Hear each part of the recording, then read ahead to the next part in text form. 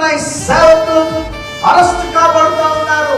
స్వేచ్ఛగా బయటకు వెళ్ళి సువార్త ప్రకటించే పరిస్థితులు లేకుండా ఉన్నాయి. మరి ఇవన్నీ జరుగుతుంటే దేవుడు ఏం చేస్తున్నాడండి? మాట చెప్తున్నా, ప్రేమించడం నేర్చుకోండి. There is a power in love. ప్రేమలో శక్తి ఉంది. వ్యతిరేకతలు ఎంత ఘోరంగా పెరిగిపోయినా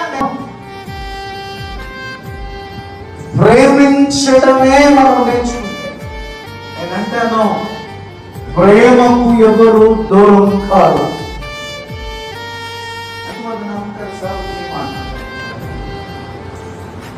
ప్రేమతో సంపాదించగలం మనుషుల్ని, ప్రేమతో సాధించ